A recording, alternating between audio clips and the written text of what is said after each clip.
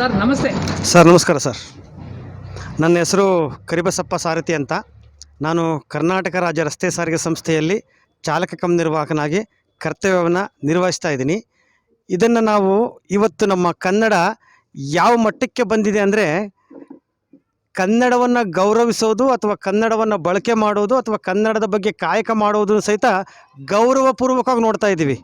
ಅಂದರೆ ನನ್ನ ತಾಯಿಗೆ ನಾನು ಅನ್ನ ಹಾಕೋದು ಅಥವಾ ನನ್ನ ತಾಯಿಯನ್ನು ಗೌರವಿಸೋದನ್ನು ಸಹಿತ ಯಾರೋ ಅದಕ್ಕೂ ಸಹಿತ ಸನ್ಮಾನ ಮಾಡಬೇಕಾದ ಅನಿವಾರ್ಯತೆ ಬಂದುಬಿಟ್ಟಿದೆ. ಇದು ಹೋಗಬೇಕಾಗಿದೆ. ನನ್ನ ತಾಯಿಯನ್ನು ನಾನು ನೋಡ್ಕೋಬೇಕಾದ್ರೆ ನನ್ನ ಕರ್ತವ್ಯ. ಹಾಗೆಯೇ ಇವತ್ತು ನಾನು ನನ್ನ ತಾಯಿಯನ್ನು, ನನ್ನ ಕನ್ನಡ ಭಾಷೆಯನ್ನು ಆಡುವುದು ಅಥವಾ ಉಳಿಸೋದು ಬೆಳೆಸೋದಿದೆಯಲ್ಲ, ಅದು ನನ್ನ ಕರ್ತವ್ಯ. ಆದರೆ ಇವತ್ತು ನಾವು ಉಡುಗೊರೆ ಅಥವಾ ಸನ್ಮಾನ ಅನ್ನೋ ಲೆಕ್ಕಕ್ಕೆ ಹೋಗ್ಬಿಟ್ಟಿದೆ. ಇದು ಬದಲಾಗಲಿ ಎನ್ನುವ ಉದ್ದೇಶದಿಂದಲೇ ಈ ರೀತಿ ಮಾಡಬೇಕಾದ ಅನಿವಾರ್ಯತೆ ಬಂದಿದೆ ಸರ್. ಇದು ನೀವು ಹೇಳಿದ್ರಲ್ಲ, ಈ ಕನ್ನಡ ಭಾಷೆಯನ್ನು ಎಲ್ಲರೂ ಮಾತನಾಡ್ತಿದ್ದೀವಿ, ಆದರೆ ಅಂದರೆ ಸಂಪೂರ್ಣ ಕನ್ನಡ ಅಥವಾ ಆಂಗ್ಲ ಭಾಷೆ ಇಲ್ಲದ ಕನ್ನಡ ಅಥವಾ ಮತ್ತೊಂದು ಬೇರೆ ಭಾಷೆ ಇಲ್ಲದ ಕನ್ನಡವನ್ನು ಮಾತನಾಡ್ತಾ ಇಲ್ಲ. ನಾವು ನಮ್ಮ ಎಲ್ಲವೂ ಸೇರಿ ಮಾತನಾಡ್ತಾ ಇದ್ದೀವಿ. ಇವತ್ತು ಆಗಬೇಕಾಗಿರೋ ಕೆಲಸ ಅಂದರೆ ಯಾವುದನ್ನು ಮಾತನಾಡಬಾರ್ದು ಅಂತಲ್ಲ, ನಾವು ಆಂಗ್ಲ ಭಾಷೆಯನ್ನು ಮಾತನಾಡೋಣ, ತಮಿಳನ್ನು ಮಾತನಾಡೋಣ, ಆದರೆ ಸಂಪೂರ್ಣ ವ್ಯಾಕರಣಬದ್ಧವಾಗಿ ಮಾತನಾಡುವುದನ್ನು ಮೊದಲು ಕಲಿಯೋಣ.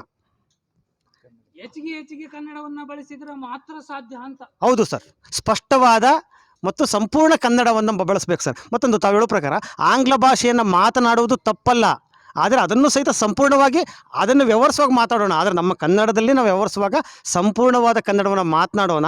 ಅಂತೆ ಕನ್ನಡವನ್ನು ನಮ್ಮ ಮಕ್ಕಳಿಗೂ ಸಹಿತ ದಾರಿ ಎರಿಬೇಕಾದ ಪರಿಸ್ಥಿತಿ ಬಂದಿದೆ ಸರ್ ಇವತ್ತು. ಕುವೆಂಪುರು ಒಂದು ಕಡೆ ಹೇಳ್ತಾರೆ, ನಾವು ಯಾವತ್ತೂ ಬೇರೆಯವರ ಮನೆಗೆ ಅತಿಥಿಗಳಾಗಿ ಹೋಗಬೇಕು, ವಿನಃ ಮಾಲೀಕರಾಗಿ ಅಲ್ಲ ಅಂತ. ಹಾಗೆಯೇ ಇವತ್ತು ಕರ್ನಾಟಕಕ್ಕೆ ಬಂದಿರತಕ್ಕಂಥ ಬೇರೆ ರಾಜ್ಯದ ಜನರು ಇಲ್ಲಿ ಬಂದು ಬದುಕಲಿ, ಅದಕ್ಕೆ ಯಾವುದೇ ನಮ್ಮ ಅಡ್ಡಿ ಇಲ್ಲ. ಆದರೆ ಇವತ್ತು ಅವರು ಮಾಲೀಕರಂತೆ ವರ್ತಿಸ್ತಾ ಇದ್ದಾರೆ.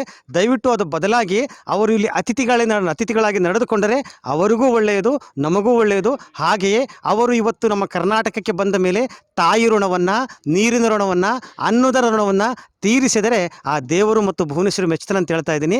ನಾವು ಕನ್ನಡ ಭಾಷೆಯನ್ನು ಬಳಸುವುದರ ಜೊತೆಗೆ ಅವರಿಗೂ ಸಹಿತ ಕನ್ನಡವನ್ನು ಹೇಳಿಕೊಡುವ ಮತ್ತು ಕಲಿಸಿಕೊಡುವ ಪ್ರಯತ್ನವನ್ನು ಮಾಡಬೇಕಾಗಿದೆ ಸರ್, ಅನಿವಾರ್ಯತೆ ಇದೆ. KSRTCಯಲ್ಲಿ ನಿರ್ವಾಹಕ ಮತ್ತು ಕಮ್ ಡ್ರೈವರ್ಗಳಾಗಿ ಯಾಕೆ ಕನ್ನಡವನ್ನ ಮೈಗೆ ತುಂಬಿಕೊಳ್ಳುವಂಥದ್ದು ಯಾಕೆ ಬಂದ್ಬಿಡ್ತು ನಿಮಗೆ ಅಂತ ಕೆಲವೊಬ್ಬರು ಕನ್ನಡಿಗ ಸಂಘಟನೆಯವರು ಬೇರೆ ಬೇರೆ ರೀತಿಯಲ್ಲಿ ವರ್ತನೆ ಮಾಡುವಂಥದ್ದಿದೆ. ಅಂದರೆ ನಿರ್ವಾಹಕರಾಗಿ ಸೇವೆ ಸಲ್ಲಿಸಿ ಯಾಕೆ ಕನ್ನಡವನ್ನು ಮೈದುಂಬಿಸಿಕೊಳ್ಳುವಂಥದ್ದು, ರೋಮಾಂಚನ ಆಗುವಂಥದ್ದು. ಯಾಕಂದರೆ ಕನ್ನಡ ಸಂಘವನ್ನು ಕಟ್ಟಿಕೊಂಡಿದ್ದಾರೆ. ನೀವು ಸಂಘವಿಲ್ಲದೆ ಆ ಭುವನೇಶ್ವರಿ ಫೋಟೋವನ್ನು ನಿಮ್ಮ ಬಿಲ್ಡಿಂಗಿನ ಭಾವಚಿತ್ರಕ್ಕೆ ಅಳವಡಿಸಿಕೊಳ್ಳುವಂಥದ್ದು ಅವರಿಗೆ ಒಂದು ಎಕ್ಸಾಂಪಲ್ ಆಗಬೇಕು ಅನ್ನುವಂಥದ್ದು ಕೂಡ ನಾನು ಅಂದ್ಕೊಂಡಿದ್ದೀನಿ. ವಿಚಾರಕ ತಾವು ಸರಿಯಾಗಿ ಹೇಳಿದ್ದೀರಾ. ಏನಂದರೆ ನಾವು ಕನ್ನಡ ಅಂದರೆ ಮಾತೃಭಾಷೆ, ನನ್ನ ತಾಯಿಯ ಭಾಷೆ ಕನ್ನಡ. ನಾನು ನನ್ನ ತಾಯಿಯನ್ನು ಹೇಗೆ ತಾಯಿ ಅಂತೀನೋ, ನನ್ನ ತಾಯಿಯ ಭಾಷೆಯನ್ನು ಬಿಟ್ಟು ನೀವು ಯಾವ ಭಾಷೆಯನ್ನು ಮಾತನಾಡಬೇಕು? ನಾನು ನನ್ನ ತಾಯಿಯನ್ನು ನೋಡ್ಕೊಳ್ಳೋದೇ ಇದ್ರೆ ಇನ್ನು ಯಾವುದನ್ನು ನೋಡೋಕ್ಕಾಗುತ್ತೆ? ಆದ್ದರಿಂದ ನನ್ನ ಮಾತೃಭಾಷೆ ಕನ್ನಡ ಆಗಿರೋದ್ರಿಂದ ಅದು ನಮ್ಮ ಉಸಿರಿನಲ್ಲಿ, ನಮ್ಮ ರಕ್ತದಲ್ಲಿ ಹುಟ್ಟಿದೆ. ಅದನ್ನು ನಾವು ವ್ಯಕ್ತಪಡಿಸ್ತಾ ಇಲ್ಲ, ವ್ಯಕ್ತಪಡಿಸಬೇಕಾದ ಅನಿವಾರ್ಯತೆ ಇದೆ ಸರ್ ಇವತ್ತು. Thank you. ನಾರು ಹೇಗೆ ಹೂವಿನ ಜೊತೆಗೆ ಸ್ವರ್ಗ ಸೇರುತ್ತೋ, ನಾರಿಗೂ ಸಹಿತ ಅಹಂಕಾರ ಇಲ್ಲ, ಹೂವಿಗೂ ಸಹಿತ ಅಹಂಕಾರ ಇಲ್ಲ. ಅದಕ್ಕೆ ಒಂದು ಮಧ್ಯೆ ತಾವು ತಮ್ಮ ಕುಟುಂಬದ ಸತೀದೇವರು ಇದಕ್ಕೆ ತುಂಬಾ ಸಹಕಾರ ಇದೆ ಅಂತ ಹೇಳಿ ಅವರು ಬಾಯ್ಬಿಟ್ಟು ಹೇಳಲಿಲ್ಲ. ಯಾಕಂದ್ರೆ ಒಂದು ಪುರುಷನ ಹಿಂದೆ ಮಹಿಳೆ ಇದ್ರೆ ಏನಾದರೂ ಒಂದು ಸಾಧನೆ ಮಾಡಬಹುದು ಅಂತ ಹೇಳಿ ಇಂದಿನ ಇತಿಹಾಸಕಾರರು, ಇಂದಿನ ಯಜಮಾನರು, ನಿಮ್ಮ ತಂದೆ ತಾಯಿಯರು ಹೇಳುವಂಥದ್ದು ಸ್ಥಿತಿ ಇತ್ತು. ಆದರೆ ತಮ್ಮ ಸತೀದೇವರ ಸಾಥ್ ಹೇಗಿತ್ತು ಇದಕ್ಕೆ ಅಂತ ಅವರು ಯಾವುದೇ ವಿಷಯದಲ್ಲಿ ಯಾಕೆ ಅಂತ ಏನು ಪ್ರಶ್ನೆ ಮಾಡೋದಿಲ್ಲ. ಅವ್ರು ನಮ್ಮ ಜೊತೆಗೆಲ್ಲ ಸದಾಕಾಲ ನಿಂತ್ಕೊಳ್ತಾರೆ. ಮತ್ತೊಂದೇನಪ್ಪ ಅಂದ್ರೆ ಅವ್ರು ಮಾಡ್ತಾರೋ ಸರಿಯಾಗಿದೆ ಅನ್ನೋದು ಅವ್ರಿಗೆ ಯಾವತ್ತು ಮನದಟ್ಟಾಗಿದೆ ಅನ್ನೋದು ನನ್ನ ವಿಚಾರ ಸರ್. ಅಲ್ಗೊಂದು ಥ್ಯಾಂಕ್ಸ್ ಹೇಳ್ಬೇಕಲ್ಲ ಅಂತ ಈ ಸಮಯದಲ್ಲಿ ನಾನು ಅವ್ರಿಗೂ ಸಹಿತ ಮತ್ತು ನಮ್ಮ ಮಕ್ಕಳಿಗೂ ಸಹಿತ ನಾನು ಧನ್ಯವಾದಗಳನ್ನು ಹೇಳ್ತಾ ಇದ್ದೀನಿ. ಹಾಗೆಯೇ ಇವತ್ತು ಈ ಕಾರ್ಯಕ್ರಮ ಮಾಡ್ತಾ ಇದ್ದೀನಿ ಅಂತಂದರೆ ಕೇವಲ ಒಂದು ಕೈಯಿಂದ ಚಪ್ಪಾಳೆ ಯಾವತ್ತೂ ಆಗೋದಿಲ್ಲ, ಎರಡು ಕೈ ಸೇರಿದಾಗಲೇ ಒಂದು ಚಪ್ಪಾಳೆ ಆಗೋದು. ಇವತ್ತು ನಮ್ಮ ವೀರ ಮಾಸ್ತಿಮ್ಮ ದೇವಸ್ಥಾನದ ಎಲ್ಲ ಸದಸ್ಯರು, ಹಾಗೆಯೇ ನಮ್ಮ ಈ ಎಲ್ಲ ಈ ಎರಡು ಓಣಿಯ ಎಲ್ಲ ಜನರು ಇದಲ್ಲ, ಆ ಕನ್ನಡ ಪ್ರೀತಿಗಾಗಿ ತನು ಮನ ಧನವಲ್ಲದೆ ತಮ್ಮ ಬದುಕನ್ನೇ ಪಣವಾಡಿಟ್ಟು ಇವತ್ತು ನನ್ನ ಜೊತೆ ನಿಂತ್ಕೊಂಡಿದ್ದಾರೆ. ಇವತ್ತು ಈ ಕಾರ್ಯಕ್ರಮ ಯಶಸ್ವಿಯಾಗಿದೆ ಅಥವಾ ಕನ್ನಡವನ್ನು 4 ಜನರಿಗೆ ತಲುಪಿಸೋ ವ್ಯವಸ್ಥೆ ಆಗಿದೆ ಅಂದರೆ ಅದು ಮುಖ್ಯವಾದ ಕಾರಣ ಅಂತಂದರೆ ಇಲ್ಲಿ ಕಾಣದ ಕೈಗಳು ಕೂತ್ಕೊಂಡಿದ್ದಾರೆ ಇವರೇ ಸರ್. ಎಲ್ಲ ಅವರಿಗೆ ಮತ್ತೊಮ್ಮೆ ಧನ್ಯವಾದಗಳನ್ನು ಹೇಳ್ತಾ ಇದ್ದೀನಿ ಸರ್. ನಮಸ್ತೆ, ಎಲ್ಲರಿಗೂ ನಮಸ್ಕಾರಗಳು.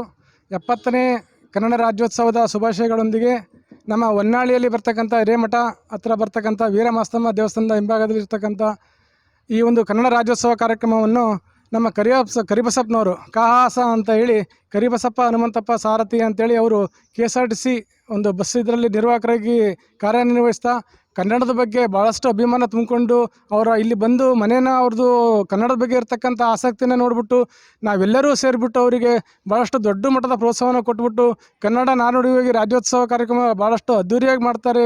ಇವರಲ್ಲಿ ಎಂಥ ಕನ್ನಡ ಮನೋಭಾವನೆ ಬಗ್ಗೆ, ಕನ್ನಡದ ಬಗ್ಗೆ ಎಷ್ಟು ಕಿಚ್ಚಿದೆ, ಕನ್ನಡ ಕಲಿಸ್ಬೇಕು, ಬೆಳೆಸಬೇಕು. ಹಾಗೆ ಒಳ್ಳೆ ಸಾಹಿತಿಗಳವರು, ಒಳ್ಳೆ ಗಾಯಕರು ಸಹಿತ ಆಗಿರ್ತಾರೆ. ಅವರ ಒಂದು ಈ ಎಲ್ಲ ಕಾರ್ಯಕ್ರಮಗಳಿಗೆ ನಾವೆಲ್ಲ ಮನಸ್ಫೂರ್ತಿಯಾಗಿ ಸಹಕಾರ ಕೊಡ್ತಾ ಮುಂದೇನೂ ಸಹಿತ ಇದೇ ಥರ ಇರ್ತೀವಿ ಅಂತ ಹೇಳ್ತಾ ಅವರಿಗೆ ಯಾವಾಗಲೂ ಸಹಿತ ನಾವು ಚಿರೋಣಿಯಾಗಿರ್ತೀವಿ. ಅವರಿಂದ ಭಾಳಷ್ಟು ಸೇವೆಗಳಲ್ಲಿ ಕನ್ನಡದ ಬಗ್ಗೆ ಭಾಳಷ್ಟು ಅವರಿಂದ ಸಾಹಿತ್ಯ ಹಾಡುಗಳು ಹೊರಬರಬೇಕು ಅಂತೇಳಿ ಈ ಮೂಲಕ ಅವ್ರಿಗೆ ಕೇಳ್ಕೊತ ತುಂಬುರದ ಶುಭಾಶಯಗಳೊಂದಿಗೆ ನನ್ನ ಮಾತುಗಳು ಮುಗಿಸ್ತೇನೆ. ಖಂಡಿತವಾಗಿ ನಾವೊಂದು ಈ ಒಂದು ಕನ್ನಡವನ್ನು ಮೊದಲಿಂದನೂ ಸಹಿತ ನಡೀತಾ ಇತ್ತು. ಈಗ ಅದು ಕ್ಷೀಣಿಸ್ತಾ ಬಂದಾಗ ನಮ್ಮ ಕರಿಬಸಪ್ಪನಂತವರು ಭಾಳಷ್ಟು ಬೆನ್ನೆಲುಬಾಗಿ ನಿಂತ್ಕೊಂಡಿದ್ದಾರೆ. ನಾನೂ ಸಹಿತ ನಮ್ಮ ನ್ಯಾಮತಿಯಲ್ಲಿ ಕನ್ನಡ ಸಂಘದ ಅಧ್ಯಕ್ಷನಾಗಿ ಭಾಳಷ್ಟು ಕೆಲಸ ಮಾಡಿದ್ದೀನಿ.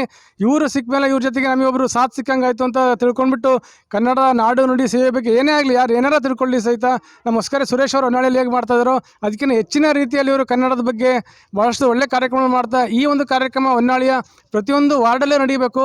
ಪ್ರತಿಯೊಂದು ಮನೆಗಳಲ್ಲೂ ಸಹಿತ ಕನ್ನಡದ ಬಗ್ಗೆ ಅರಿವು ಮೂಡಿಸ್ಬೇಕು. ಈ ಒಂದು ಇದಕ್ಕೆ ನಮ್ಮ ಶಾಸಕರಲ್ಲಿ, ಸಾಹಿತಿಗಳು, ಈ ಎಲ್ಲ ನಾಯಕರು ಸಹಿತ ಕೈ ಜೋಡಿಸಿ ಕನ್ನಡ ಬೆಳೆಸಲಿಕ್ಕೆ ಭಾಳಷ್ಟು ಶ್ರಮ ವಹಿಸಬೇಕು ಅಂತ ಕೇಳ್ಕೊತಿದ್ದೀನಿ.